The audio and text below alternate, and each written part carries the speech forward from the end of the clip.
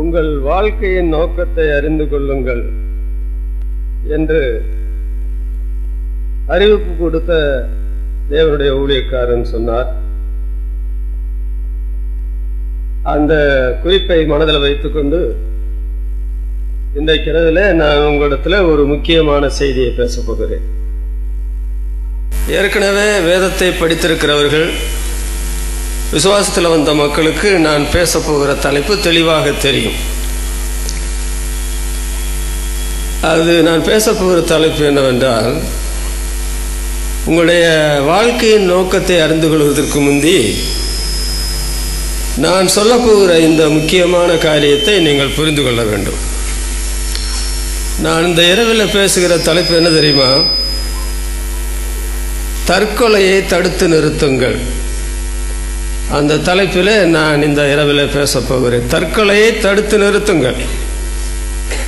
அதற்கு வேதத்தில் சொல்லப்பட்ட ஒரு சரித்திர சம்பவத்தை 2 வசனங்களை வாசித்து, அந்த சரித்திர சம்பவம் எத்தனை வசனங்களுக்குள் அடங்கியிருக்கிறது, அதில் உள்ள உண்மைகள் என்ன, அதை நான் உங்களுக்கு விளக்க விரும்புகிறேன்.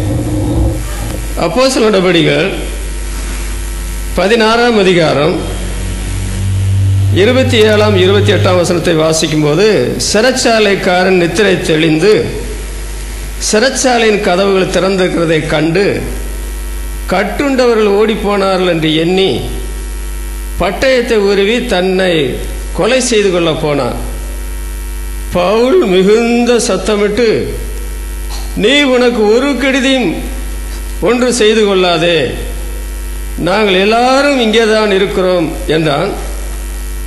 அப்பொழுது அந்த மனிதன் ஓடி போய் அந்த தேவனுடைய ஊழியக்காரனுடைய பாதத்தில் விழுந்து, நான் ரட்சிக்கப்பட என்ன செய்ய வேண்டும் என்று கேட்டு அவன் ரட்சிக்கப்பட்டான் என்று இந்த வேதத்தில் எழுதப்பட்டிருக்கிறது. அது 26ஆம் வசனத்திலிருந்து நான் சொல்ல போகிற காரியங்கள் 34ஆம் வசனம் வரையில் இருக்கிறது. 26ஆம் வசனத்திலிருந்து 34ஆம் வசனம் வரையில் இந்த தேவனுடைய ஊழியக்காரர் ரொம்ப ஆத்துமபாரத்தோட,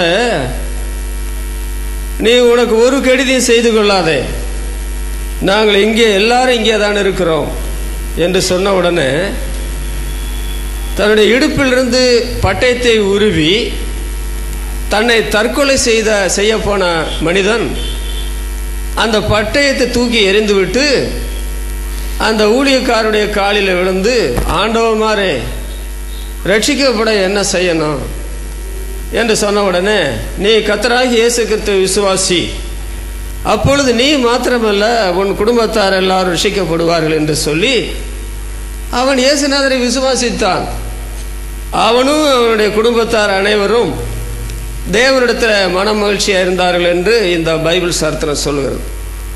சாக போன அவனை தேவ ஊழியக்காரன் தடுத்து நிறுத்தினதுனால அவன் வாழ்வாங்கு வாழ்ந்தான் என்று இந்த சரித்திர பகுதி சொல்லுகிறது. இந்த தேவனுடைய ஊழியக்காரன் அந்த செய்யவில்லை, இல்லை, என்ன நடந்திருக்கும்? நீங்கள் இந்த வரலாறை படித்து பார்த்தா, அவன் ஒரு சிறை அதிகாரி, பல ஆயிரம் ரூபாய் சம்பளம் வாங்குற ஒரு ஆள், மனைவி உண்டு, பிள்ளைகள் உண்டு, அவங்க வீட்டில் அப்பா அம்மா உண்டு, இனத்தார் உண்டு, அவனுக்கு நிறைய சிநேகிதர்கள் வேறு இருக்கிறாங்க. இவன் தற்கொலை செய்து செத்து போயிருந்தால் மனைவி விதவை, பிள்ளைகள் அனாதிகள், அவருடைய வீட்டில் குடியிருக்கிற எல்லாருக்கும் பொழப்புக்கு வழியே எல்லாம் போயிருக்கும். அவருடைய நண்பர்கள் எல்லாரும், ஐயோ இவன் செத்து போயிட்டானே, தலையாக அடிச்சிருப்பாங்க, அவனே செத்து போனால் நாங்களும் கூட செத்து போகிறோன்னு ஒருவேளை தீர்மானித்தாங்களே எனக்கு தெரியாது. இன்றைக்கு ஆண்டவர் என்னுடைய இதயத்தில் தந்த பாரத்தின்படி தற்கொலையை தடுத்து நிறுத்துங்கள் என்ற தலைப்பில் நான் பேசப் போகிறேன். பைபிளில் நீதிமொழிகளின் புஸ்தகம் 24ஆம் அதிகாரம் 11ஆம் 12ஆம் வசனத்தை வாசித்தால், கடவுளுடைய வார்த்தையில், மரணத்திற்கு ஒப்புவிக்கப்பட்டவர்களையும் கொலையுண்ண போகிறவர்களையும் விடுவிக்க கூடுமானால் விடுவி, அதை அறியோம் என்பாயாகில். அவங்க மரணத்துக்கு ஒப்பு கொடுக்கப்பட்டிருக்கிறாங்க, கொலைக்கு நியமிக்கப்பட்டிருக்கிறாங்க, எனக்கு ஒன்றும் தெரியாது, நான் ஏன் அதை அறியணும் அப்படின்னு சொல்லுவாயானால் என்ன சொல்லப்படுது தெரியுமா? அதை அறியோம் என்பாயாகில் இருதயங்களை சோதிக்கிறவர் அறியாரோ, உன் ஆத்துமாவை காக்கிறவர் கவனியாரோ, அவர் மனிதனுக்கு அவனவன் கிரியைகளுக்கு தக்கதாக பலன் அளியாரோ. கடவுள் சாயலில் படைக்கப்பட்ட எந்த ஆணும் பெண்ணும் பெரியவர்களும் சின்னவர்களும் தற்கொலை செய்து கொண்டு இறந்து போனால் அதற்கு உத்தரவாதி யார் தெரியுமா? நீங்களும் நானும் தான் அதற்கு உத்தரவாதி. எனக்கு தெரியாது, நான் அறிய மாட்டேன், எனக்கு அதுக்கு என்ன சம்மந்தம்னு சொன்னால் அவனுடைய கிரிகளின்படி பலன் அளிக்கிறவர். ஏப்பா அவன் தற்கொலை செய்ய ஓடினான்ல, அது உனக்கு தெரிஞ்சதில்ல, நீ ஏன் அதை தடுத்து நிறுத்தலை என்று அவர் ஒரு நாளில் கேள்வி கேட்பார் என்று அந்த வசனம் சொல்லப்பட்டிருக்கிறது. ஆதியாகமத்தில் ஒரு வசனம் வாசிக்கிறோம் பாருங்கள். அதை எழுதப்பட்டிருக்கிறது, முதல் பெற்றாருடைய 2 மகனில் மூத்த மகனான காயின் தன்னுடைய சகோதரனை கொலை செய்து போட்டான். ஆண்டவர் கேட்குறாரு, இவன் கொலை செய்தான்னு தெரிந்து உன் சகோதரனாகிய ஆபேல் எங்கே? அந்த மடையை என்ன சொல்கிறான் ஆண்டவர்கிட்ட பதில் தெரியுமா? என் சகோதரனுக்கு நான் காவலாளியோ? நான் சொல்கிறேன், உன் சகோதரனுக்கு நீ காவலாளியா? இல்லை என்றால் அடுத்த வீட்டுக்காரன் ஏற்ற வீட்டுக்காரனா காவலாளியாக இருப்பான். நீ ஏன் அவனை கொலை செய்த, அல்லது அந்த தற்கொலை அவன் செய்ய போனவனை நீ ஏன் தடுத்து நிறுத்தலை என்கிறதை போல ஆண்டவர் முதல் மனுஷனிடத்தில் கேள்வி முதல் பையனிடத்தில் கேள்வி கேட்டதாக வாசிக்கிறோம். நீ உனக்கு ஒரு கெடுதியும் செய்து கொள்ளாதே, ஏன் நீ தற்கொலை செய்து சாகிற? இதோ நாங்கள் எல்லாரும் இங்கே தான் இருக்கிறோம் அப்படின்னு சொன்ன உடனே தற்கொலை செய்ய போனவன் தடுத்து நிறுத்தப்பட்டான், பிற்பாடு வாழ்வாங்கு வாழ்ந்தான் என்று பைபிளில் நான் வாசிக்கிறோம். நான் சொன்னேனே, முதலாவது இந்த அப்போஸ்தலர் நடபடிகள் 16ஆம் அதிகாரம் 17ஆம் வசனத்திலிருந்து 21ஆம் வசனம் வரையில் இந்த சம்பவம் அடங்கியிருக்குன்னு சொல்லி அதை 3 பகுதியாக நான் பகுத்து உங்களிடத்தில் பேசப் போகிறேன், நீங்கள் விளங்கிக் கொள்ளத்தக்கதாக. என்ன தெரியுமா? இந்த தற்கொலை செய்ய போன மனிதன் யார் தெரியுமா? பைபிளில் பார்த்தால் இவன் ஒரு ரோமன், இவன் யூதனும் அல்ல. பைபிளில் யூதர்களை பற்றி எழுதியிருக்குது, அவன் ஒரு யூதனும் அல்ல. 2வது பைபிளில் கிறிஸ்தவர்களை பற்றி எழுதியிருக்கிறது, இவன் ஒரு கிறிஸ்தவனும் அல்ல. இவன் யாரு? ஒரு ரோமன். சொல்லப்போனால் இன்னொரு வகையில் சொல்லப்போனால் இவன் மனுஷன். நீ ரோமனாக இருக்க வேண்டாம், யூதனாக இருக்க வேண்டாம், நீ கிறிஸ்தவனாக இருக்க வேண்டாம், நீ மனுஷனாக இருக்கிற இல்லையா? நீ ஏன் தற்கொலை செய்ய போற? தற்கொலை செய்ய உன்னை விடமாட்டேன் என்று ஒரு ஊழியக்காரர் செயல்பட்டதாக நாம் பார்க்கிறோம். இவன் ஒரு ரோமன், யூதனும் அல்ல, கிறிஸ்தவனும் அல்ல, ஒரு மனிதன். இது முதல் வேத பகுதி. அதை பிரித்து சிந்திக்கும் போது 2வது பகுதியாக அதை எப்படி சிந்திக்க விரும்புகிறேன் தெரியுமா? இவன் ஏன் தற்கொலை செய்ய வேண்டும்? அவன் தற்கொலை செய்ய போறதுக்கு காரணம் சரிதானா? ஏன் தற்கொலை செய்ய போன? நீ தற்கொலை செய்யறதுக்கு காரணம் இதுதானா என்று 2வது பகுதியாக சொல்லலாம். 3வது என்ன தெரியுமா? இவனினுடைய தற்கொலை தடுத்து நிறுத்தப்படாதிருந்தால். இப்படி 3 பகுதியாக இந்த வரலாற்று சம்பவத்தை நான் சிந்திக்க விரும்புகிறேன். இவன் ஒரு யூதனும் அல்ல, கிறிஸ்தவனும் அல்ல, ஒரு மனிதன். இவன் ஏன் தற்கொலை செய்ய வேண்டும்? தற்கொலைக்கு இது சரியான காரணம் தானா? 3வது, இவன் தற்கொலையை தடுத்து நிறுத்தாவிட்டால் என்ன நடந்திருக்கும்? இப்படி 3 பகுதியாக நான் இதை பகுத்து சிந்திக்க விரும்புகிறேன். சரி, இவனை பற்றி வேதத்தில் என்ன சொல்லப்பட்டது தெரியுமா? ரோமர்களான நாங்கள் ஏற்றுக்கொள்ளவும் அனுசரிக்கவும் தகாத காரியத்தை எங்கேயோ இருந்து வந்த இந்த கிறிஸ்தவ ஊழியக்காரங்க சொல்றாங்க, நாங்கள் அதை ஏற்றுக்கொள்ள மாட்டோம், அது நல்லதாக இருந்தால் கூட ஏற்றுக்கொள்ள மாட்டோம் அப்படி சொல்ற கூட்டத்தில் சேர்ந்தால்தான் இந்த ரோமன். இவங்க என்ன பண்ணாங்க? இயேசுநாதரை நம்புங்க, உலகத்துக்கு ஒரே சூரியன் வெளிச்சம் கொடுக்குது, ஒரே பையனை பார்த்தா ஒரே அப்பான்னு தான் சொல்லணும், கடவுள் ஒருத்தர் தான், அந்த கடவுள் உலகத்தில் மனுஷனாக வந்தார், சிலுவையில் மரித்தார், உயிரோடு எழுந்தார். இந்த காரியத்தை சொல்லும் பொழுது அவன் என்ன செய்தான் தெரியுமா? இதை நாங்கள் ஏற்றுக்கொள்ள முடியாது, இதை அனுசரிக்க மாட்டோம்னு சொல்லி சொன்ன கூட்டத்தில் இவனும் இருந்து அந்த ஊர் ஜனங்கள் எல்லாரும் அந்த ஊழியக்காரனை பிடிச்சி நீ ஏன் இதை பிரசங்கம் பண்ணுற, இதை பிரசங்கம் பண்ணக்கூடாதுன்னு சொல்லி அவனை அதிகமாக அடித்து சட்ட வசரத்தை பிடிச்சி கிழிச்சு அவனை கொண்டு சிறைச்சாலையில் போட்டு தொழுமரம்ன்ற மரத்தை பிளந்து அதுக்குள்ளே காலை மாட்டி வச்சு நீங்கள் நடக்க முடியாது அப்படின்னு சொல்லி சிறைச்சாலையில் போட்டு அடைச்சி வச்சுட்டாங்க. இந்த மனுஷன் ஏன் இந்த மனுஷனும் செய்கிறான், அந்த ஊர் அந்த ரோமர்களும் அதை செய்கிறாங்க. யாராவது இதற்கு வருத்தப்பட்டாங்க? நீங்கள் பைபிளில் படிக்கிறீங்களா? ஐயா, ஒரு நல்ல காரியத்தை அவங்க தெரு தெருவாக சொந்த செலவில் சொந்த பணத்தை செலவு பண்ணி பிரச்சாரம் பண்ணுறாங்க. நல்லதுன்னா கேளுங்க, இல்லைன்னா விட்டுருங்க. ஏற்றுக்கொண்டா ஏற்றுக்கொள்ளுங்க, ஏற்றுக்கொள்ளாம விட்டால் விட்டுருங்க. ஏன் உங்களுக்கு தொந்தரவு படுத்துறீங்க கேட்டால் அப்படித்தான் நாங்கள் செய்வோம். அவனை அடிப்போம், அவனுடைய வசத்தை கிழிச்சு போடுவான், அவனை கொண்டு சிறைச்சாலையில் மாட்டி வைப்போம். அவங்க சொல்கிற காரியம் நல்ல காரியமாக இருந்தாலும் அதை ஏற்றுக்கொள்ள மாட்டோம், அதை அனுசரிக்க மாட்டோம் அப்படின்னு சொல்கிற கூட்டத்தை சேர்ந்தவன் தான் இவன் என்று வாசிக்கிறோம். இப்படி இருக்கிற சூழ்நிலையில் அந்த ஊரில் ஒரு பிசாசு பிடிச்ச ஒரு பெண் இருந்தது. அந்த ஊர் பிசாசு பெண்ணு. அது என்ன சொல்லுது? இந்த ஊழியக்காரங்கள்லாம் பிரச்சாரத்துக்கெல்லாம் போகும்பொழுது இவர்கள் இந்த கிறிஸ்தவங்க ரட்சிப்பின் வழியை நமக்கு போதிக்க வந்திருக்கிறாங்க. தேவனுடைய நற்செய்தியை சுவிசேஷத்தை நமக்கு பிரசங்கம் பண்ண வந்திருக்கிறாங்க. ரட்சிப்பின் வழியை நல்ல காரியம்னு பிசாசு பிடிச்ச பெண்ணு சொல்லுது. ரட்சிப்பு ரட்சிப்பு, அவங்க தேவனுடைய ஊழியக்காரர்கள் என்று இந்த பிசாசு நிறைய நாள் சொல்லிட்டு வருது.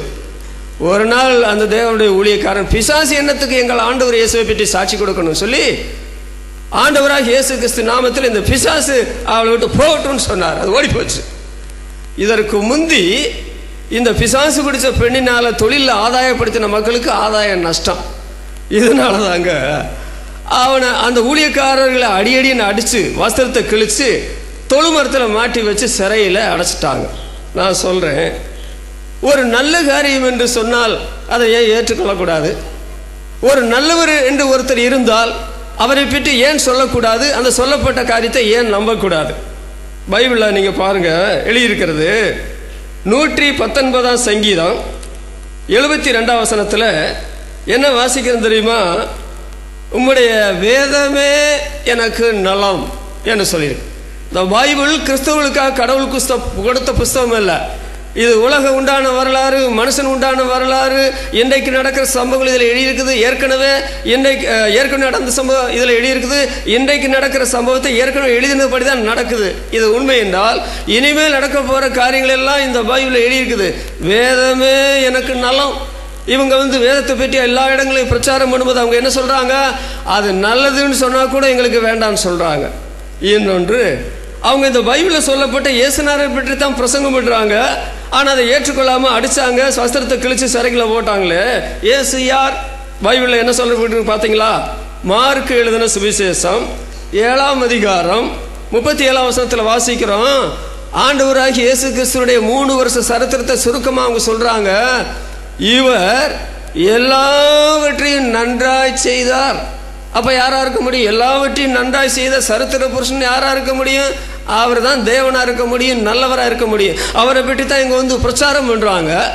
நல்லது என்று சொல்லக்கூடிய பைபிளையும் இந்த ஆட்களை ஏற்றுக்கொள்ளலை, இந்த ரோமர்களும் இந்த சிறைச்சாலைக்காரனும்.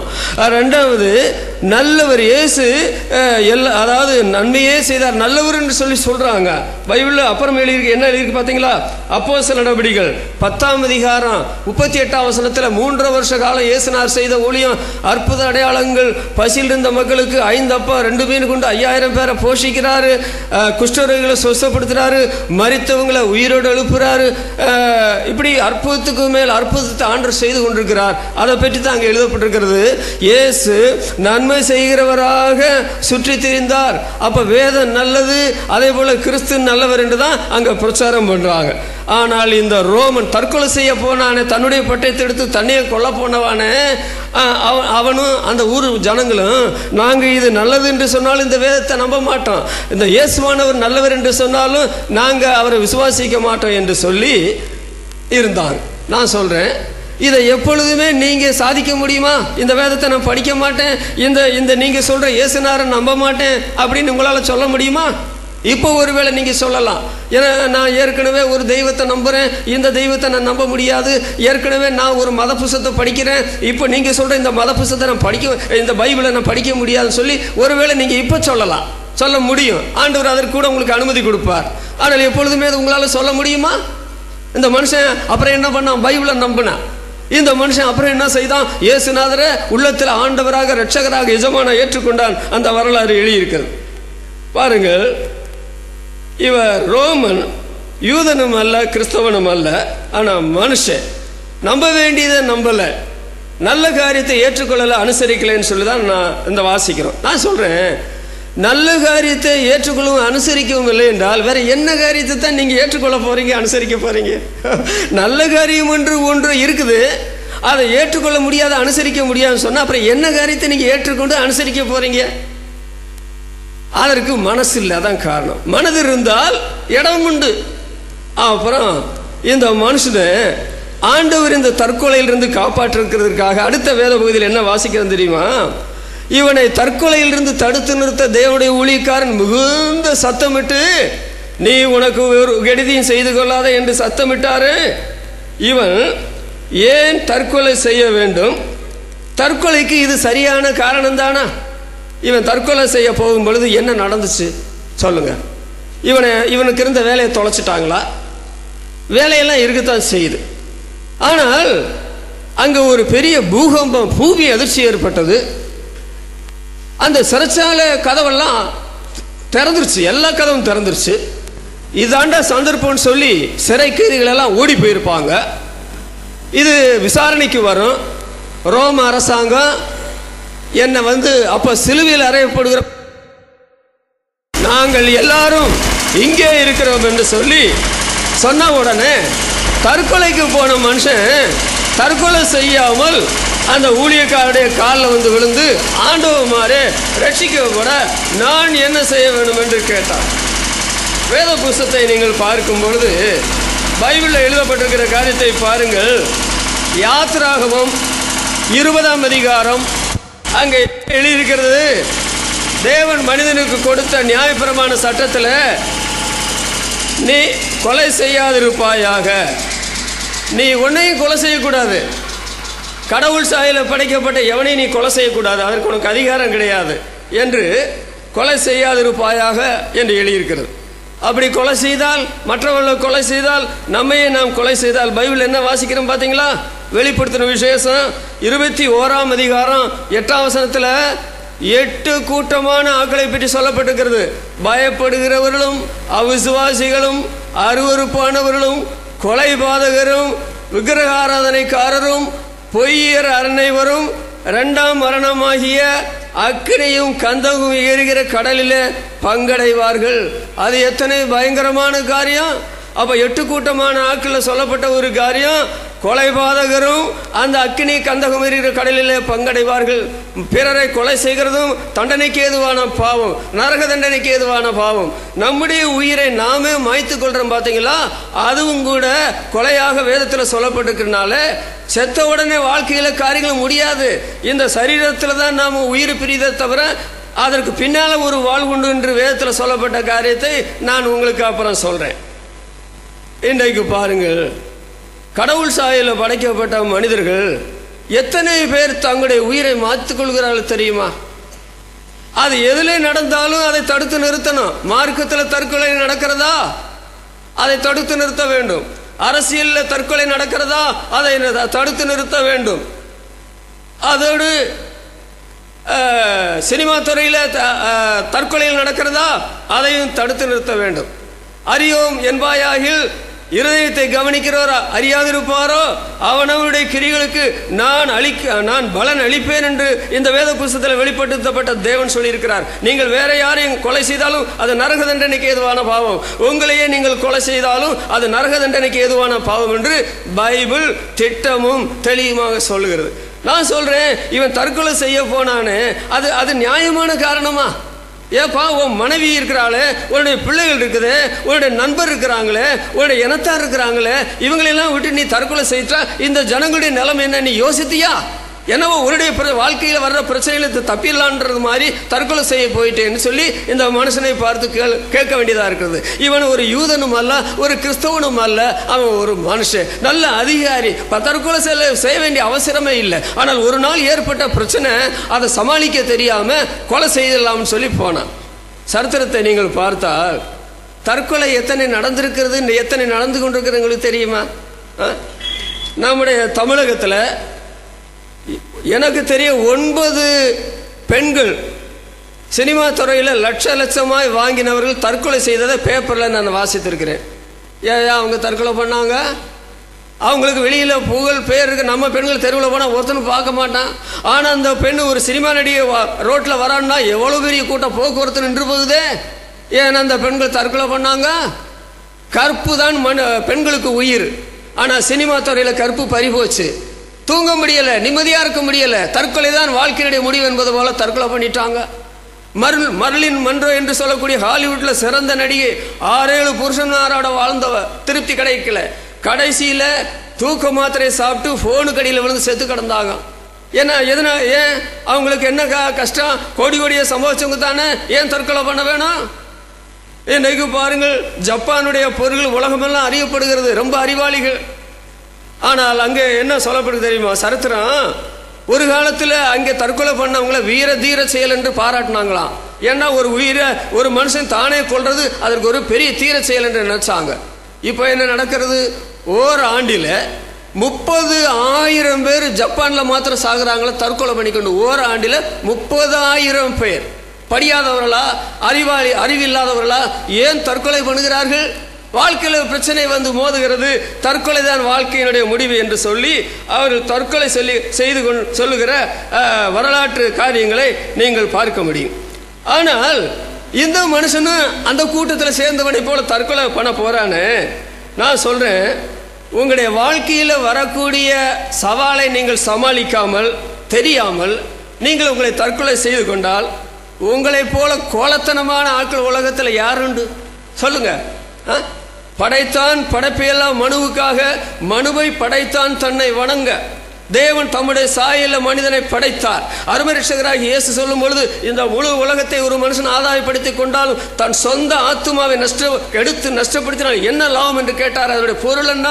இந்த உலகமெல்லாம் விற்கிற விலையை விட ஒரு ஆத்மாவுடைய விலை பெரிது என்று சொன்னார். உங்களுடைய உயிரை மாய்த்து கொள்ள நீங்கள் தீர்மானித்தால், உங்களை போல இந்த உலகத்தில் கோலையான அதைரியத்தோடு வாழ்கிற ஒரு மனுஷனை நீங்க பார்க்க முடியாது. அது வீர தீர செயல் அல்ல. இவன் கோலத்தனமான ஒரு செயலை செய்கிறதற்கு அவன் முயற்சி செய்தான். அவனுடைய அபிப்பிராயம் என்னன்னு சொன்னா, இதோட வாழ்க்கை முடிஞ்சிருச்சு, இனி எனக்கு துன்பம் இல்லை துயரம் இல்லை. யார் சொன்னது? பாருங்க, பைபிள் எழுதியிருக்கிற காரியத்தை பாருங்க. இயேசுவானவரே சொன்னார். மத்தேயு எழுதின சுவிசேஷம் 5ஆம் அதிகாரம் 29-30 வசனத்தை வாசித்தீங்கன்னா, உன்னுடைய வலது கண் பாவம் செய்து உன்னை கெடுக்குமானால் அந்த கண்ணை பிடுங்கி எரிஞ்சிரு. ஏன்னா உன்னுடைய சரீரம் முழுசும் நரகத்தில் தள்ளப்படும். உன்னுடைய வலது கால் உனக்கு இடரல் உண்டாக்கினா, பாவம் செய்து இடரல் உண்டாக்கினா, உன்னுடைய வலது காலை வெட்டி வீசிரு. நீ 2 கால், அதாவது 2 காலுடையவன நரகத்துக்கு போறதை விட ஒற்றை கால் உள்ளவன ஜீவனுக்குள்ள போய் பிரவேசின்னு சொல்றார். அந்த 2 வசனங்களை வாசிக்கும் போது, மனிதன் மரித்த பிற்பாடு அவனுடைய சரீரம் முழுவதும் நரகத்தில் தள்ளப்படும் என்று எழுதியிருக்கு. நரகம் என்று சொல்லுகிறது என்ன?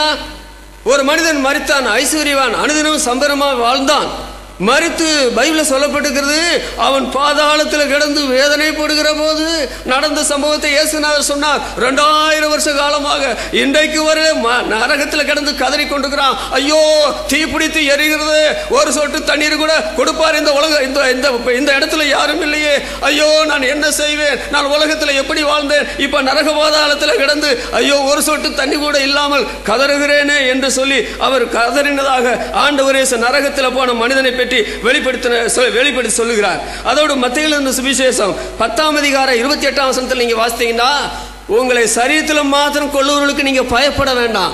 உங்களுடைய சரீரத்தையும் உங்களுடைய ஆத்மாவையும் நரகத்தில் அழிக்க வல்லவராயிருக்கிற தேவனுக்கு பயப்படுங்கள் என்று சொல்கிறார். அப்ப மரணத்துக்கு பின்னால நம்முடைய ஆத்மாவும் கடவுள் கொடுத்த நம்முடைய நல்ல சரீரமும் நரகத்தில் தள்ளப்படும் என்று ஆண்டவர் 2 முறை சொல்லியிருக்கிறார். அப்ப இந்த மனுஷனுக்கு இந்த வேத பகுதி தெரிஞ்சா, ஐயோ, நான் கோழைத்தனமாக செத்து நான் போய் நரகத்தில் அப்படி வேதனைப்பட மாட்டேன், என்னுடைய சரீரம் முழுசும் நரகத்துல போய் அந்த தீ பிடித்து எரிய போகிறது, புழு சாகாது, அக்கினி அவியாது, முடியாது, அதனால என்னுடைய ஆத்மாவும் கூட அங்கே போகும், நான் தற்கொலை செய்கிறத விட சவாலை சமாளிப்பேன், நான் இருக்கிற வரையில் என்னுடைய மனைவி என்னுடைய பிள்ளைகளுக்கு என்னுடைய சமுதாயத்துக்கு ஆசீர்வாதமாக இருக்கு, நான் ஏன் தற்கொலை செய்ய வேணும், நாளை காலையில் ஒருவேளை வந்து என்னை வேலையில் டிஸ்மிஸ் பண்ணட்டும், வேணுமான அவங்க கொள்ளட்டும், நான் கொல்ல மாட்டேன்னு சொல்லி நினைச்சிருக்கணும். இங்க பாருங்கள், அவங்க கொல்லுவார்கள் என்று நினைத்து பயந்துதான் அவன் தற்கொலை பண்ண போனா. ஆனால் இந்த தேவனுடைய ஊழியக்காரர்கள் இயேசுநாதரை பற்றி சொல்லி விசுவாசித்த பிற்பாடு அடுத்த நாள் காலையில் அதிகார வட்டாரத்திலிருந்து என்ன பதில் வந்து தெரியுமா? அந்த சிறைச்சாலையில் அடைச்சிருக்கிறவங்களை விடுதலை பண்ணு. பார்த்தீங்களா, அரசாங்கத்திலிருந்து சட்டம் வந்துருச்சு, அந்த சிறைச்சாலையில் அடைக்கப்பட்டிருக்கவங்களை விடுதலை பண்ணு. அப்ப விடுதலை பண்ண இவனுக்கு ஒரு சம்பவம் நடக்க போறது இல்லை, அரசாங்கம் இவனை ஒன்றும் செய்ய போறது இல்லை. ஆனா அரசாங்கம் செஞ்சிருவாங்களோ, கடன்காரன் வந்து பிடிச்சிருவானோ, மனைவிக்கு பங்கம் உண்டாக்கிடுவானோ, கடனை கட்ட முடியலையே, இப்படி சொல்லிதான் வேண்டாத பயத்தினால தற்கொலை செய்து சாகலாம் நினைக்கிறாங்க. தற்கொலை என்பது வேதத்தினுடைய அஸ்திபாரத்தில் இயேசுநாதர் சொன்ன காரியத்தை பார்த்தால் அது வாழ்க்கையினுடைய முடிவு அல்லவே அல்ல. நீங்க பைபிளை படிச்சு பார்த்தா இயேசுவானவர் நரகத்தை பற்றியும் தெளிவாக சொல்லியிருக்கிறாங்க, மோட்சத்தை பற்றியும் தெளிவாக சொல்லியிருக்கிறார். இந்த பைபிள் 66 புத்தகத்தில் இயேசுநாதரை பற்றி தாங்க எழுதியிருக்குது. இயேசுநாதர் வரப்போறாருன்றது பழைய ஏற்பாடு. புதிய ஏற்பாடு இயேசுநாதர் வந்தாரு, மனிதனுடைய பாவத்துக்காக சிலுவையில் மரித்தாரு, அவனுக்கு அடக்கம் பண்ணப்பட்டாரு, அவனுக்காக உயிர் தெழுந்தாரு, அவனுக்காக பரலோகத்தை ஆயத்தப்படுத்த போய் வந்து சேர்க்க போறாருன்ற வரலாறு தான் பைபிளில் சொல்லப்பட்டிருக்கிறது. அப்போ அப்படி சொல்லப்பட்ட அந்த காரியத்தை நான் பார்க்கும் பொழுது இவன் என்ன செஞ்சிருக்கணும் தெரியுமா? நான் வாழ்ந்து நான் இருப்பேன் இல்லாம தற்கொலை செய்ய போனானே நரகத்தில் விழுகிற அவனை பற்றி வாசிக்கிறோம். ஆனால் இயேசுநாதர் முதல்ல வேதத்தில் எழுதியிருக்கிறார். ஒருவேளை கேட்காம இருந்தானா இப்ப இவங்க சொல்லி கேட்டாங்களா? பைபிளை பார்க்கும்போது நம்முடைய ஆண்டவராகிய இயேசு கிறிஸ்துவை பற்றி அவர் சொன்ன காரியத்தை பார்த்தால் பைபிளில் பழைய ஏற்பாடு புதிய ஏற்பாடு இருந்தாலும் புதிய ஏற்பாட்டில் தான் அவருடைய உபதேசம் தெளிவாக அழகாக எழுதப்பட்டிருக்கிறது. இயேசுவானவர் நரகத்தை பற்றி 56 முறை பேசியிருக்கிறார். இயேசுநாதர் நரகத்தை பற்றி 56 முறை பேசியிருக்கிறார். அதோடு நரகம் நித்தியமானது என்று 71 முறை சொல்லியிருக்கிறார். மறுபடியும் சொல்றேன், ஆண்டவர் இயேசு நரகத்தை பற்றி 56 முறை சொல்லியிருக்கிறார். எவ்வளவு வேணும் பொய்யுரையாத தேவன் இயேசு 2000 வருஷ காலமாக உலக சரித்திரத்தில் இவரை தவிர சிறந்த போதகர் இல்லை என்று சொல்லி அறியப்பட்டவர் 56 முறை பேசியிருக்கிறார். அது என்றைக்குமாகவே நித்தியமாக உள்ளது என்று 71 முறை சொல்லியிருக்கிறார். அப்போ அது நரகம் எவ்வளவு நிச்சயமான ஒன்று. இன்னொன்று, இயேசுநாதர் மோட்சத்தை பற்றி எவ்வளவு தூரம் சொன்னார், எத்தனை வார்த்தை சொன்னார் தெரியுமா? 24 வார்த்தை தான் சொன்னார். அப்போ ஆண்டவர் மோட்சத்தை பற்றி பேசுனதை விட நரகத்தை பற்றி அதிகமாக பேசுறதுடைய காரணம் உங்களுக்கு தெரியுதா? நரகம் இருக்குது, மரணத்துக்கு பின்னால மனுஷன் போகணும். கொலை செய்தாலும் தனியாக தற்கொலை செய்தாலும் பாவத்தில் விழுந்தாலும் எந்த ஒரு மனிதனும் நரகத்துக்கு தப்ப முடியாது என்று சொல்லிதான் மோட்சத்தை பேசுகிறதை விட நரகத்தை பற்றி அருமை ரட்சகராகிய இயேசு பேசினார் என்று வாசிக்கிறான். இவன் பாருங்க, தற்கொலை செய்யறதுக்கு அது காரணமா? இவன் தற்கொலை செய்தானா? தடுத்து நிறுத்தப்பட்டான்ல, ஏன் தற்கொலை செய்ய முயற்சித்திருக்கணும்? பைபிளை வாசிக்கும் போது தற்கொலை செய்தவருடைய வரலாறு எழுதியிருக்குது. அதை வசனம் வேணுமான குறித்துக் கொள்ளுங்க. பைபிளை எழுதி யாரெல்லாம் பைபிளில் தற்கொலை செய்தாங்கன்னு எழுதி மனுஷன் செய்ததாங்க எழுதியிருக்குது. 1 சாமுவேல் 31ஆம் அதிகாரம் 4ஆம் வசனம் 5ஆம் வசனம் வாசித்தீங்கன்னா, ஒரு ராஜா தற்கொலை, அதாவது தன்னுடைய படை தோற்று போகுது என்று தெரிந்த உடனே இனி இவங்க வந்து நம்மளை கண்டதுண்டமாக வெட்ட வேண்டாம் என்று சொல்லி அவனுடைய அந்த அம்பையை தரையில் நட்டு சவுல் என்ற ராஜா தற்கொலை பண்ணான். உயிர் போகல, அப்புறம் வேற ஒருத்த வந்து அவன் கழுத்தை வெட்டி போட்டான். அப்படி பைபிளை எழுதி அதை பார்த்த உடனே அவனுடைய ஆயுததாரி என்று சொல்றவன், எங்களுடைய ராஜா இல்லை, நான் இருந்தா என்னையும் தீத்து கட்டி போடுவானுங்க, அவன் கொள்றதுக்கு முந்தி நான் கொள்றேன், தற்கொலை செய்யறேன்னு சொல்லி பட்டயத்தை நட்டு அதில் விழுந்தான். 2 பேர் தற்கொலை பண்ணாங்க. பைபிள் எழுதி நியாயாதிபதிகள் 16ஆம் அதிகாரம் 30ஆம் வசனத்தில் மகா பராக்கிரமசாலியான மனுஷன் பைபிளில் ஒருத்தனை பற்றி சொல்லியிருக்கு. சிம்சோன் என்ற ஒருத்தன். அவன் என்ன பண்ணான் தெரியுமா? இந்த பட்டணத்தார் எனக்கு தீமை செய்தாங்க, நான் அவங்களுக்கு தீமைக்கு தீமை செய்யாம நான் சாக மாட்டேன் அப்படி சொல்லி அவனுடைய மரண வேலையில் அவனை கண்ணை கூருடாக்கிட்டாங்க, கையில் விலங்கு போட்டுட்டாங்க. அவன் ஒரு பெரிய கட்டடத்தில் 2 தூணை பிடிச்சு மேலே 1000 பேர் உட்கார்ந்து இருந்தாங்க. அந்த தூணை பிடிச்சி பலமாக இழுத்தாங்க. அது என்ன நடந்தது தெரியுமா? அவனும் செத்து அவன் உயிரோடு இருக்கிற போது அவனால் கொல்லப்பட்டவர்களை விட அவன் சாகும்போது அதிகமான ஆட்கள் கொல்லப்பட்டால் என்று. அது என்னது? அது தற்கொலை என்று வாசிக்கிறோம். அதோடு நீங்கள் பார்த்தால் 2 சாமுவேல் 17:23 அகித்தாப்பேல் என்று சொல்லக்கூடிய அரசியல் வட்டாரத்தில் எந்த ஆலோசனை கேட்டாலும் அருமையாக ஆலோசனை சொல்லக்கூடிய ஒரு திறமசாலி. ஆனால் தேவனுடைய மனுஷனுக்கு எதிராக அவன் செயல்பட்டபோது தேவன் அவனுடைய நல்ல ஆலோசனை அபத்தமாக்கினார். தெரிஞ்ச உடனே அவ்வளவு பெரிய மனுஷன் வீட்டுக்குள்ள ஓடுனா, வீட்டை ஒழுங்குபடுத்தினா, நான்று கொண்டு செத்தான் என்று பைபிள்ல அகித்தாப்பேல் என்று சொல்லக்கூடிய ஒருத்தனை பற்றி எழுதியிருக்கிறது. அதோடு நீங்கள் 1 ராஜாக்கள் 16:18 அடுத்த நாட்டு ராஜா வந்தான், தேசத்தை பிடிச்சான், அரமனைக்குள்ள வர போறான், தன்னை கொண்டு போடுவான்னு தெரிஞ்ச உடனே சிம்ரி என்று சொல்லக்கூடியவன் என்ன செய்யறது தெரியுமா? நீங்க அப்ப என்னை கொள்றீங்க, வீடு முழுசும் கேஸை திறந்து விட்டு பெட்ரோல் ஊத்தி தீய வச்சுட்டான். அந்த அரமனை முழுசும் தீயாச்சு, அவன் அந்த கருகி செத்து போனான் என்று வாசிக்கிறோம். அதோடு புதிய ஏற்பாட்டில் வரும்பொழுது மத்தேயு எழுதின சுவிசேஷம் 27:5 பார்த்தீங்கன்னா, ஐயோ 3 வருஷ காலம் குரு என்ன, அதாவது கேஷியர் பதவி, நிதி அமைச்சர் என்ற பதவி போல கொடுத்து வச்சிருந்தாரு, என்ன நம்பி நான் அவருக்கு துரோகம் பண்ணி 30 வெள்ளிக்காக இயேசுநாதரை காட்டி கொடுத்துட்டேனே, இது எவ்வளவு பெரிய துரோக செயல், இதுக்கு உலகத்துல மன்னிப்பே கிடையாதுன்னு சொல்லி வாங்கின காசை கொண்டு போய் தேவாண்டனுடைய ஆலயத்தில் எரிந்து விட்டு, ஒரு மரத்துல காலமெல்லாம் பணத்தில் புழங்கினவனுக்கு நல்ல கயிறு வாங்க விதி இல்லாம ஒரு பழைய கயிறு எடுத்து நான்று கொண்டு செத்தான், தலைகீழ விழுந்தான், வயிறு வெடிச்சது, குடல் சரிந்தது, எல்லா மனுஷருக்கும் தெரிய வந்தது. மனைவி விதவே ஆனால் பிள்ளைகள் பிச்சை எடுத்து சாப்பிட்டாங்க, 2ஆம் தலைமுறையில் அவன் பேரே இல்லாம போச்சுன்னு சொல்லி பைபிள் இத்தனை பேர் சரித்திரத்தில், பைபிள் சரித்திரத்தில் தற்கொலை செய்து கொண்டார்கள் என்று எழுதியிருக்குது. இந்த தற்கொலை செய்து கொண்டவங்கள இப்போ இருக்கிறாங்களா இல்லையா? இயேசுநாதர் சொன்னபடி இருக்கிறாங்க. அந்த பாதாளத்தில் கிடந்து வேதனைப்படுறாங்க. அது பாதாளம் தான், இன்னும் நரகம் இல்லை. அந்த பாதாளம் போய் ஒரு நாளில் நரகத்தில் கொண்டு போய் சேர்க்குங்க. ஐயோ, அந்த நரகத்தில் போய் ஒரு நாள் உங்களால் இருக்கவே முடியாது. எங்கே பார்த்தாலும் ஒரே இரட்டாக இருக்குது, எங்கே பார்த்தாலும் பேய் கணங்கள் சத்தம் போடுது, உலகத்தில் எல்லா விதமான பாவிகளும் இங்கே கிடக்கிறானே, நான் இந்த இடத்துல இருந்து ஏறி போக முடியாதா, எனக்கு இனி எதிர்காலம் இல்லையா, ஐயோ உடலெல்லாம் தீ பிடிச்சி எரியுது, ஐயோ நான் இப்படி தெரிஞ்சிருந்தா அன்றைக்கு அவங்க சொன்ன காரியத்தை நான் நம்பி இருப்பேனே, நான் மதத்தை நம்பி மார்க்கத்தை நம்பி என்னோட குடும்பத்தை நம்பி ஏமாந்து போயிட்டேனே, நான் வாழ வேண்டிய நான் கோழையாக தற்கொலை பண்ணி பாதாளத்தில் விழுந்துட்டேனே, ஐயோ என்னை காப்பாற்ற வழி இல்லையா, காப்பாற்ற வழி இல்லையா என்று சொல்லி இந்த 2000 வருஷ காலமாக தற்கொலை செய்தவங்க கடந்து கதறாங்க, இவங்களும் சேர்ந்து கதறாங்க. ஆனால் ஒரு நல்ல செய்தி என்ன தெரியுமா? அந்த வேத பகுதியில் பார்க்கும்போது இவன் தற்கொலை தடுத்து நிறுத்தப்பட்டது. இவன் தற்கொலை தடுத்து நிறுத்தப்பட்டது. யார் நிறுத்தினது? அங்க என்ன வாசிக்கிறோம்? பவுல் என்ற தேவனுடைய மனுஷன், நீ உனக்கு ஒரு கெடுதியும் செய்து கொள்ளாதே. பைபிளில் வாசிக்கிற நீதிமொழியின் புத்தகத்தில் உன்னை ஏன் நீ கெடுத்துக்கொள்ள வேணும்? நீ உன் காலத்துக்கு முந்தி ஏன் சாகுன? ஏப்பா நீ உன்னையே கெடுக்காத. ரெண்டாவது, உனக்கு தேவன் குறிச்சிருக்க காலத்துக்கு முன்னால நீ ஏன் சாகுற? உன்னை கெடுக்கவும் செய்யாத, உன்னை சாகவும் செய்யாத சொல்லிரு. ஓடி வந்து ஒருத்தரும் போகலையா? கதவு திறந்துறது, ஒரு கைதி கூட ஓடி போகல, எல்லாரும் இங்கே தான் இருக்கிறாங்களா? அப்ப அரசியல் வட்டாரத்திலிருந்து எனக்கு என்னுடைய உயிருக்கு ஆபத்து இல்லை. ஆனா இப்படிப்பட்ட செய்தி சொல்றவங்கள நான் ஏற்கனவே கேட்டிருக்கிறேனே.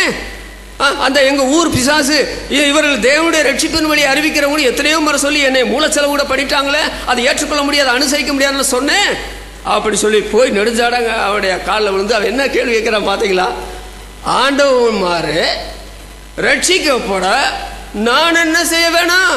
அதுக்கு முந்தி நாங்கள் இதை ஏற்றுக்கொள்ள மாட்டோம், அனுசரிக்க மாட்டோம், அது நல்ல வேதமா இருந்தாலும் சரி, நல்ல இயேசுவா இருந்தாலும் சரி, ஏற்றுக்கொள்ள அனுசரிக்க மாட்டோம்னு சொன்ன அந்த யூத மனுஷன், அந்த ரோம மனுஷன் அதிகாரி சிறைச்சாலையில் கொண்டு போட்டு தொழுமரத்தில் மாட்டி வச்சுட்டு போய் கொரட்டு விட்டு தூங்குறார். ஆண்டவர் ஒரு பூமி ஒரு அசைச்சார், எல்லாம் நடுக்குது, கதவெல்லாம் திறந்துருது, கையில் இருக்கிற கட்டுகள்லாம் கீழே விழுந்துருச்சு.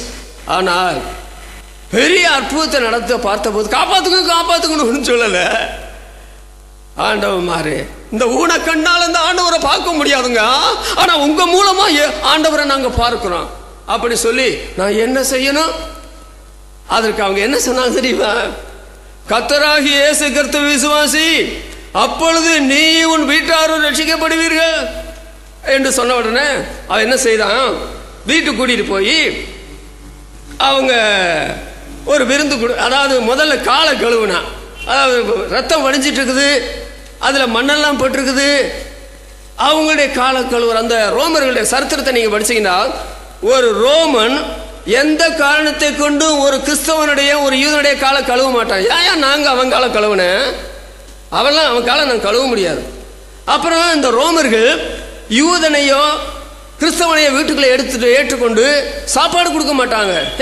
நீங்க போய் உங்க கிறிஸ்தவ வீட்டில் சாப்பிடுங்க, எங்க வீட்டில் நாங்க இதுக்கு சாப்பாடு கொடுக்குறோம், கொடுக்க மாட்டோம் அப்படி சொன்னால், ஐயா அந்த கோயில் நீங்க உங்க கிறிஸ்தவ கோயில் வேணா பிரசங்கம் பண்ணுங்க, நாங்க ரோமராக்கு நாங்க ஏற்றுக்கொள்ள மாட்டோம், அனுசரிக்க மாட்டோம், அது வேற யாருக்கு எங்களுக்கு கிடையாது அப்படி சொன்னால்தான் இவர் இப்ப என்ன செய்யறாரு, மனுஷன் உடைந்த உள்ளத்தோடு அழுது கொண்டு, ஐயா எங்க ஊருக்காரங்களுக்கு புத்தி கிடையாது, நல்ல வேதத்தை சொல்ல வந்தவங்களை அடிச்சு இப்படியெல்லாம் காயப்படுத்தி வஸ்திரத்தை கிழிச்சு போட்டாங்களே, நானும் அதுக்கு ஒத்துழைச்சனே, ஐயா உங்க காலெல்லாம் கழுவின எண்ணெய் போட்டு போடுறேன்னு சொல்லிட்டு ஏ கிளாஸ் சாப்பாடு, ஏன் போய் ஹோட்டல் சாப்பிட்றீங்க, ஹோட்டல் நல்லா இருக்காது, எங்க வீட்டில் சாப்பிடுங்க, எல்லாருக்கும் சாப்பாடு, இது மாத்திரம் போதுமா, ஐயா எங்க வீட்டில் எல்லாருக்கும் ஏசுநாரை பற்றி சொல்லுங்க, எல்லாருக்கும் சொல்லுங்க, ஒருத்தரை விடாதீங்க, எல்லாருக்கும் ஏசுநாரை பற்றி சொல்லுங்க.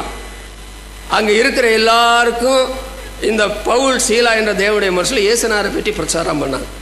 என்ன எழுதியிருக்கு தெரியுமா பைபிள்ல, அவன் முழுவதும் ஆண்டவரிடத்தில் விசுவாசம் உள்ளவனாகி, பைபிளை பாருங்க 14ஆம் வசனத்தில், அப்போஸ்தலர் நடபடிகள் 16ஆம் அதிகாரம் 34ஆம் வசனத்தில், பின்பு அவன் அவர்களை தன் வீட்டிலே கூட்டிக் கொண்டு போய் அவர்களுக்கு போஜனம் கொடுத்து தன் வீட்டார் அனைவரோடும் தேவனிடத்தில் விசுவாசம் உள்ளவனாகி மகிழ்ச்சியாயிருந்தான். இந்த ரோமர்கள் நீங்க பார்த்தீங்கன்னா முகத்தை பார்த்தா இரும்பு முகமாக இருக்கும், சந்தோஷமா இருக்குயா, உத்தியோகம் இருக்குது, மார்க்கம் இருக்குது, கை நிறைய சம்பளம் வாங்குறீங்க, பார்த்தா மூஞ்சி அப்படி கருப்பு மூஞ்சியா இருக்கு, சரிங்க சிரிக்கவே மாட்டாங்க. மகிழ்ச்சினா என்னன்னே தெரியாது. நீங்க நினைக்கிறீங்களா சினிமா நடிகர்கள் சந்தோஷமா இருக்கிறாங்கன்னு சொல்லி? யார் சொன்னது? துன்மார்க்கன் தன் வாழ்நாளெல்லாம் துன்பத்தினால பாதிக்கப்படுகிறான். ஏது சந்தோஷம்? மார்க்க வெறித்தனத்தினால சந்தோஷம் கிடைக்குமா? அரசியல் வெறித்தனத்தினால சந்தோஷம் கிடைக்க முடியுமா? பாவ வெறித்தனத்தினால சந்தோஷம் கிடைக்க முடியுமா? முகமெல்லாம் இரும்பு முகம். ஆனால் தன் குடும்பத்தார் அனைவரோடும் விசுவாசம் உள்ளவனாகி தேவனிடத்தில் மகிழ்ச்சி, அவன் கிறிஸ்தவனாக மாறினான்.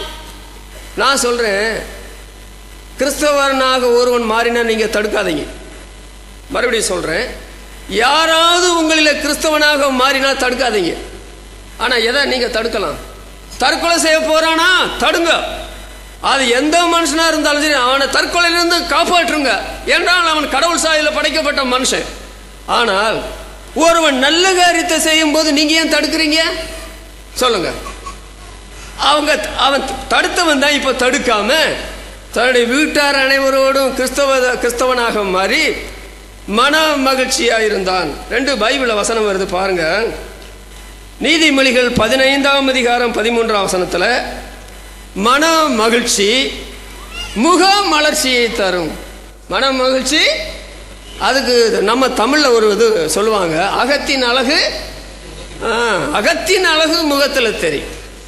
அப்போ மன மகிழ்ச்சி முக மலர்ச்சியை தரும். உங்கள் மத்தியில் சாட்சி சொல்ற வாலிபனாகிய நான் இப்ப கிழவனாயிட்டேன். நான் வாலிபத்தில் நான் இயேசுநாரை ஏற்றுக்கொண்டேன். அப்போ நான் எங்க அம்மா கிறிஸ்தவங்க, எங்க அப்பா கிறிஸ்தவர் அல்லாதவர். நான் 2ஆம் கட்டேன். எங்க அம்மாவையும் நம்ம தெய்வத்தையும் நம்ப வேண்டாம், எங்க அப்பா தெய்வத்தையும் நம்ப வேண்டாம், நமக்கு தெய்வம் வேண்டாம், எனக்கு தெய்வம் நானே.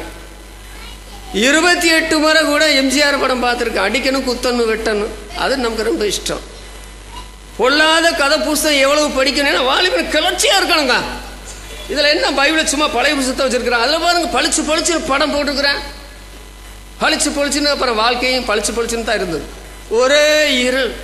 வாலிப பசங்களோட சேர்ந்துட்டு எனக்கு அடுத்த நண்பர்களை போல உங்களுக்கு கிடைக்க முடியாது.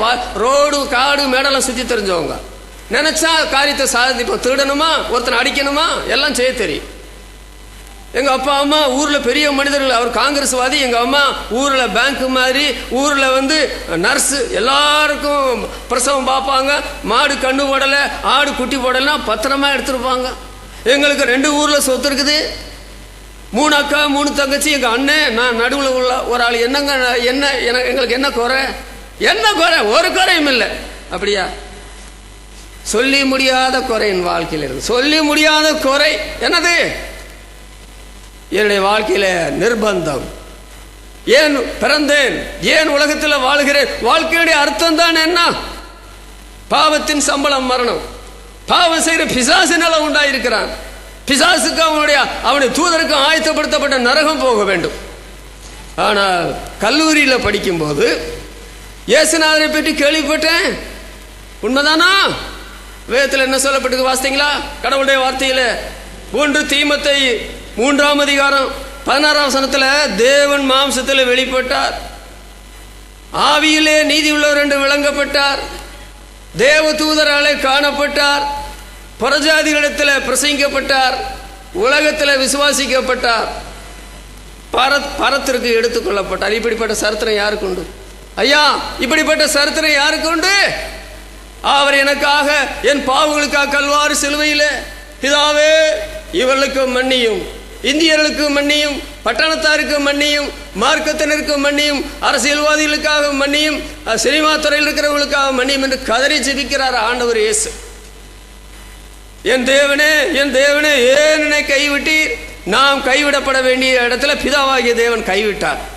ஆனால் மரித்து அடக்கம் பண்ணப்பட்டு 3ஆம் நாள் உயிர் தெழுந்து இன்றைக்கு ஜீவிக்கிறார். மரித்து சதா காலங்களில் உயிரோடு இருக்கிறார். ஆமென். மரணத்திற்கும் பாதாளத்துக்கும் உரிய திறவுகளை நான் உடையவராக இருக்கிறேன். நீங்க சாகிறதுக்கு இயேசுநாதர் அனுமதி கொடுக்கணும். அது உங்களுக்கு தெரியுமா? நீங்க சாகுறதுனா இயேசுநாதர் உங்களுக்கு அனுமதி கொடுக்கணும். இந்த தீவனூர்ல யாராவது ஒருத்தர் இருந்தா இயேசுநாதர் அனுமதி இல்லாம சாகுறது இல்லை. இன்னொன்று, பாதாளத்துக்குள்ள திறவுகள் கூட என்னிடத்துல தான் இருக்குன்னு சொல்றார். அப்ப நீங்க பாதாளத்துக்கு போறது இயேசுநாதர் உங்களை போக சொல்லுவாரு. நீங்க அவரை நம்பலைன்னா, அவரை ஏற்றுக்கொள்ளவில்லைன்னா.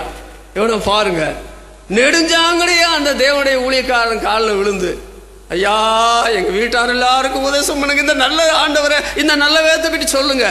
எல்லாரும் மன மகிழ்ச்சியா இருந்தாங்க. அப்புறம் பைபிள் ஒரு வார்த்தை வருது பாத்தீங்களா? நீதிமொழிகள் 17ஆம் அதிகாரம் 22ஆம் வசனத்துல, மன மகிழ்ச்சி நல்ல ஔஷதம். இன்னைக்கு வியாதி வந்து மருத்துவத்துறையில் ஜனங்கள் படுற பாட்டை பார்த்தீங்களா? அப்பப்பா, என்னுடைய வாழ்க்கையில எத்தனையோ நோய்களுங்க. இந்த நோயை கண்டுபிடிக்கவும் மருத்துவத்துறையில் யாருமே இல்லைங்க. அப்பதான் நான் இயேசுநாதரை ஏற்றுக்கொண்டேன். என்னுடைய பாவத்தையும் மன்னித்தார், என்னுடைய நோயும் குணமாக்கினார். 40 வருஷமா இயேசுநாதரை பற்றி பிரசங்கம் பண்றேன். ஆயிரமான பேர் மனம் திரும்பி இருக்கிறாங்க. எனக்கு தெரியும். நீங்க இந்த உலகத்தில் வாழும்போது பாவத்தை செய்யத்தான் சூழ்நிலை இருக்குது. பாவத்தோடு பரலோகத்துக்கு போக முடியாது. பாவத்திற்கு பிராயச்சித்தம் செய்தவர் அருமை ரட்சகராக இயேசு கிறிஸ்து. இவரை விசுவாசிக்காமல் பரலோகத்தை பற்றி சிந்திக்கவே வேண்டாம். ஆனால் எல்லா மனிதரையும் பரலோகத்தில் சேர்க்க இயேசுநாதர் மரித்தாரு. அப்போ தற்கொலை தடுத்து நிறுத்தப்பட வேண்டும். இனிமே யாரும் அப்படிப்பட்ட தற்கொலை எண்ணத்தோடு இருக்க மாட்டீர்கள் என்று நான் நினைக்கிறேன். இதை முடிக்கும்போது ஒரு சம்பவத்தை சொல்லி முடிக்கிறேன். ஒரு மனிதனுக்கு ஒரு ஆராய்ச்சி பண்ண ரொம்ப ஆசை. எத்தனையோ பேர் எத்தனையோ ஆராய்ச்சி பண்ணுறாங்க. மனுஷனுக்கு கடவுள் கொடுத்த மூளையில் ஆராய்ச்சி ரொம்ப நல்லது தான். ஆனால் அந்த மனுஷனுக்கு ஒரு வித்தியாசமான ஆராய்ச்சி. என்ன ஆராய்ச்சி தெரியுமா? ஏன் தற்கொலை பண்ணுறாங்க, அவருக்கு அந்த ஆராய்ச்சி. எப்பப்போலாம் தற்கொலை பண்ணுறாங்க, அந்த தற்கொலையினுடைய நோக்கம் என்ன, இதெல்லாம் பற்றிய பெரிய ஆராய்ச்சி பண்ணி, மாசக்கணக்கில் ஆராய்ச்சி பண்ணி ஒரு நல்ல புஸ்தகம் பிரிண்ட் பண்ணி வெளியே விட்டார். எது? தற்கொலை என்ற புஸ்தகத்தை அவர் ஆராய்ச்சி பண்ணி ஆதாரபூர்வமாக புஸ்தகத்தை எழுதி வெளியிட்டார். கடைசியில் அவருடைய முடிவு உங்களுக்கு தெரியுமா? அவரே தற்கொலை பண்ணி செத்து போயிட்டார். என்னாச்சு? சாத்தான் இந்த தற்கொலையை பற்றி அவரை ஆராய்ச்சி பண்ண வச்சு, நீ அப்பா இதை எழுதி முடிக்கிறேன், நீயே தற்கொலை பண்ணிக்கோன்னு சொல்லி அவரே அந்த மனுஷனே தற்கொலை பண்ணி செத்து போயிட்டாராம். அருமையானவர்களே, அப்புறம் நீங்க பார்த்தீங்கன்னா இவன் தற்கொலையிலிருந்து தடுத்து நிறுத்தப்பட்டதுனால அதற்கு பின்னால அந்த ரோம அரசாங்கம், ஐயா நீ இந்த வேலையை விடன்னு சொன்னா கூட உன்னை விட மாட்டோம். ஏன்னா நான் கிறிஸ்தவனா மாறிட்ட, நீ பொய் சொல்ல மாட்ட, பித்தலாட்டம் பண்ண மாட்ட, இந்த அரசாங்கத்துக்கு தீமை செய்ய மாட்ட, உன்னுடைய வேலையை சின்சியரா செய்வ, நீ தான் இதுக்கு பொருத்தமான ஆள்னு வச்சிருப்பாங்க. மனைவி, பிள்ளைகள், அப்பா, அம்மா, அவருடைய உறவினர்கள் எல்லாரும் கிறிஸ்தவர்கள் ஆனதுனால அந்த ஊர்ல பெரிய ஆச்சரியமா போச்சு. பாத்தீங்களா எவ்வளவு பெரிய மாற்றம் இந்த மக்கள் மத்தியில் இருக்குது. எல்லாரும் சந்தோஷமா இருக்கிறாங்க, எல்லாரும் சமாதானமா இருக்கிறாங்க, அவங்க பாவம் செய்யறதுல பரிசுத்தமா இருக்கிறாங்க. எல்லாரும் ஆச்சரியப்பட்டிருப்பாங்க. சாக வேண்டிய அவன் பொழைச்சிட்டான் என்று மாத்திரமல்ல, வாழ்வாங்கு வாழ்ந்தான். அதான் அந்த கடைசி வசனம் சொல்லுகிறது, மன மகிழ்ச்சியா இருந்தான். உங்களுக்கு மன மகிழ்ச்சி வேணுமா? சொல்லுங்க, மன மகிழ்ச்சி வேணுமா? வாழ்க்கையில் நிம்மதியோடு இருக்கணுமா, சந்தோஷத்தோடு இருக்கணுமா, மரிக்கும் போது பரலோகராஜ்யம் போகணுமா? இந்த சிறைச்சாலைக்காரன் ஏற்றுக்கொள்ள மாட்டான், அனுசரிக்க மாட்டான்னு சொல்லிட்டு தற்கொலைக்கு போய் அவனே முயற்சி செய்த போது காப்பாற்றப்பட்ட உடனே நான் ஏற்றுக்கொள்றேன். இப்போ நான் பிரசங்கத்தை முடிக்க போகிறேன். நான் இயேசுநாதரை ஏற்றுக்கொள்ள தவறி இருந்தால் 1963 தூக்கில் தொங்கியிருப்பேன். என்னுடைய வாழ்க்கை ஒன்றும்லாம் போயிருந்தேன். ஆனால் 40 ஆண்டு காலம் நான் இயேசுவானவரோட வாழ்கிறேங்க. ஊனக்கண்ணால் நான் அவரை பார்க்கல. ஆனால் ஒவ்வொரு நாள் வாழ்க்கையிலும் இயேசுவானவர் என்னோடு பேசுகிறார், என்னோடு செயல்படுறார், எனக்கு வேண்டிய காரியத்தை ஒன்று கூட குறைவில்லாமல் கொடுக்குறார். என்னைக்கு மரணம் வந்தாலும் நான் பரலோகத்தில் சந்தோஷமாக போய் சேர்ந்துருவேன். வாழ்க்கையுடைய நோக்கத்தை நீங்கள் புரிஞ்சிட்டீங்களா? நீங்கள் ஆண்டவரை ஏற்றுக்கொள்ளுங்க. எல்லாரும் கண்களை மூடி தேவ சமூகத்தில் அமைதலாக இருக்கும்போது, ஐயா, நான் இந்த கிறிஸ்தவ மார்க்கத்தை ஏற்றுக்கொள்ள முடியாது, அனுசரிக்க முடியாதுன்னு போன நாளில் நினச்சிருந்தேன். தற்கொலைக்கு கூட முயற்சித்திருக்கிறேன். தற்கொலை என்னை போட்டு வாட்டி விதைக்குது. தற்கொலை செய்துட்டா பிரச்சனை முடிச்சிடும்னு நினைக்கிறேன். நீங்கள் பைபிளில் சொன்னதை பார்த்தா தற்கொலைக்கு பின்னால் வாழ்க்கை முடிகிற மாதிரி தெரியல. என்னுடைய சரீரம் முழுசும் அந்த நரகத்தில் போய் வேதனைப்படுமாமே, என்னுடைய ஆத்மாவும் கூட அங்கே போயிருமாமா. ஐயோ, இது வேண்டாம், நான் நரகத்துக்கு போக வேண்டாம், நான் மோட்சத்துக்கு போகிறேன், எனக்கு மன மகிழ்ச்சி வேணும். அந்த சிறைச்சாலைக்காரனை போல, அவருடைய வீட்டாரை போல, அவருடைய இனத்தாரை போல எனக்கு மன மகிழ்ச்சி வேணும். அது நல்ல அவசரம், முகமலர்ச்சியை தரும். நல்லா போய் தூங்கலாம், காலையில் எழுந்திரிச்சு உற்சாகமா நீங்க உங்க ஊர் மத்தியில் வேலையும் செய்யலாம், சந்தோஷம். கிறிஸ்தவன் தான் தைரியமா சொல்லலாம். இருள், பாவத்தினுடைய இருள் ஓடி போகும், சாத்தான் ஓடி போயிடுவான். இயேசுநாதரை நம்பின போது சாகிற வரைக்கும் நீ இயேசுநாதரை நம்பி சந்தோஷமா வாழலாம். இது உங்களுக்கு தேவைதானே? எல்லாரும் அமைதலாக கண்களை மூடி இருக்கும் பொழுது, ஐயா, நான் இன்றைக்கு இயேசுநாதரை ஏற்றுக்கொள்றேன் அப்படின்னு சொல்லக்கூடிய பெரியவர்கள், சின்னவர்கள், தாய்மார்கள், நீங்க என்னமோ இது ஒரு மதத்தில் சேர நினைக்காதீங்க. மதம் யாரையும் ரட்சிக்காது. ஏதோ ஒரு சபையில் சேர நினைக்காதீங்க. இது உங்களோட ஆத்மா காரியம். நீங்க அழிஞ்சு போயிடக்கூடாது. மனுஷனுடைய ஆயுசு நாட்கள் 70 வருஷம், அப்புறம் இருக்க முடியாது. ஏதோ ஒரு பலத்தின் மீது 80 வருஷம் இருக்கலாம். மரணத்துக்கு பின்னாலே வாழ்க்கை இல்லையோ? இருக்கிறது. இயேசுநாதர் தான் தெய்வம், அங்கே நீங்க போகணும். அதனால நான் ஐயா ஏற்றுக்கொள்றேன், சந்தோஷமா ஏற்றுக்கொள்றேன், யாருடைய கண்டிப்பு இல்லாம ஏற்றுக்கொள்றேன், பயம் இல்லாம ஏற்றுக்கொள்றேன். இனிமே அவருக்காக வாழுமே, எனக்கு பரிசுத்த ஜீவியத்தை தரணும். ஆண்டவரே, நீர் எனக்காக மரித்தீரே, உங்களுடைய பரிசுத்த வாழ்க்கை எனக்கு தாரும், என் பாவத்தை கழுவின சுத்தீரின்னு சொல்லி ஆண்டவர் இயேசுக்கு உங்களுக்கு ஒப்பு கொடுக்க ஆயத்தமா? திருத்துவ தேவனிடத்தில் ஈடுபடுகிறார். ஆவியானவர் மனுஷனிடத்தில் என்றைக்கும் போராடுறதில்லை. அவருடைய போராட்டம் நின்று போகும். நான் கிறிஸ்தவனாக என்னை ஏற்றுக்கொள்கிறேன், கிறிஸ்தவ ஏற்றுக்கொள்கிறேன் சொல்லி தீர்மானிக்க நீங்க ஆண்டவர் உங்களை ஏவினால், எல்லாரும் கண்களை மூடி இருக்கும்போது எழுந்து நில்லுங்க. நான் இன்றைக்கு கிறிஸ்தவள் ஆகிறேன், நான் தற்கொலை செய்ய விரும்பலை, நான் மனமகிழ்ச்சியோடு இருக்க விரும்புகிறேன். ஆண்டவராக இயேசு கிறிஸ்து ரட்சிப்பார், என் பாவத்தை மன்னிப்பார் என்று சொன்னா நான் அதை ஏற்றுக்கொள்றேன்னு சொல்லி அதற்கு வெளியரங்கமான அடையாளமாக நீங்க எழுந்து நின்று, ஆண்டவர் இயேசு பரலோகத்திலிருந்து உங்களை கவனிக்கிறார்.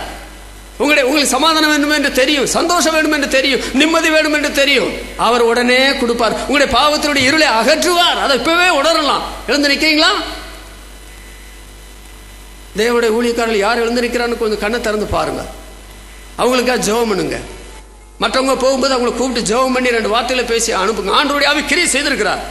அவங்க ரட்சிக்கப்படுறதுக்கு அவன்கிட்ட பேசியிருக்கிறார். அவங்க இனி தற்கொலை செய்ய வேண்டியதில்லை. யாரும் தற்கொலை செய்ய வேண்டிய அவசரம் அவங்களை தடுத்து நிறுத்தணும். அதற்கு தான் இந்த பிரச்சாரம்.